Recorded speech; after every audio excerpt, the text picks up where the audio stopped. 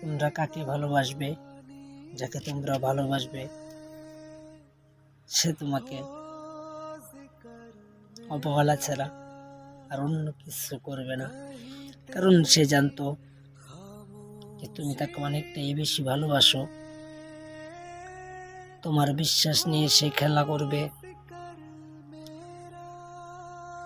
অনেক জায়গায় শুনলাম, অনেক জায়গায় দেখলাম প্রিয় মানুষগুলা বিশ্বাসের ওপর টিকে থাকে, কিন্তু যেই প্রিয় মানুষটা বিশ্বাসের নামে পরপুরুষের সাথে কথা বলে,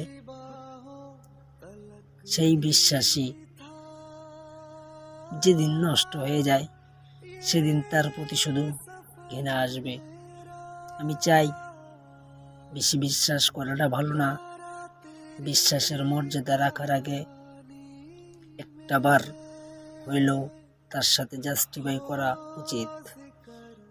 যে প্রিয় মানুষগুলা ভালো মুখোশ পরে খারাপের দিকে চলে যাচ্ছে, সেই প্রিয় মানুষগুলার জন্যই এই কথাটা বলা। যে প্রিয় মানুষেরা, একটা ছেলে কখনোই চায় না যে তার বউ অন্য কোনো ছেলের সাথে কথা বলুক বা অন্য কোনো প্রেমিকের সাথে কথা বলুক। ছেলেটা কখনোই চায় না যে আমার প্রিয় মানুষটা অন্যজনার হয়ে যাক।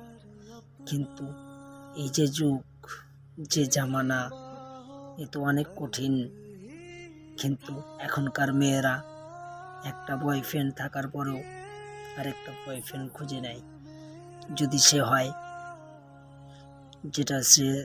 যেটা তার বয়ফ্রেন্ড আছে তার থেকে যদি অল্প টাকাওয়ালা হয়, অল্প দেখতে ভালো সুন্দর হয়, সৌন্দর্য নিয়ে তাদের কোনো মর্ম নেই, শুধু টাকা হলেই হয়ে যায়।